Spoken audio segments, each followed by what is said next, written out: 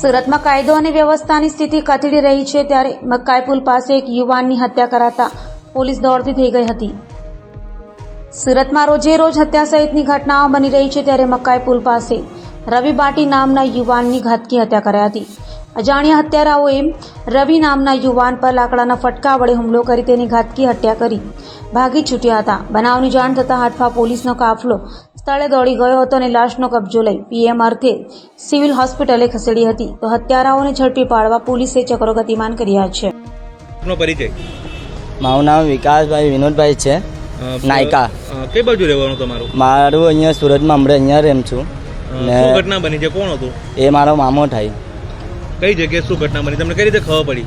એ ભાઈ કોઈ કાલે રાતને 11 વાગે જેવું ઘટના થયું, મને નદીએ હતા અને નદીએથી અમને ખબર પડી કે પછી આગળ 4 રસ્તા પર અમે આવ્યો ને આ બધું જોયું, આવું ઘટના થયું। તમને કઈ રીતે જાણ થઈ? તમને શું ખબર પડી?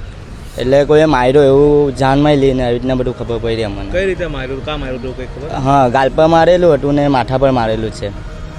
શેના વડે મારેલું તમને કઈ ખબર છે? ના ના, એવું કઈ નથી ખબર પડી હજુ। મારવા ના, મારવા વાળું એવું હજુ કઈ ખબર નથી પડી। તમારા મરનારની ઉંમર શું? મારા મામાની ઉંમર 30 ઉંમરની છે। એમના કોઈ બાળ બચ્ચા છે? 3 છોકરા છે એના, નાના નાના। એ સુરતમાં રહેતા હતા કે કઈ કામકાજ કરતા હતા સુરતમાં કઈ? ના ના, હમણાં જ એને સારો થઈને હમણાં ટાટીઓ તૂટી ગયેલો ને હમણાં કાલે જ આવ્યો, 5 વાગે જ આવેલો હતો અમને। શું કામ કરતા હતા એ?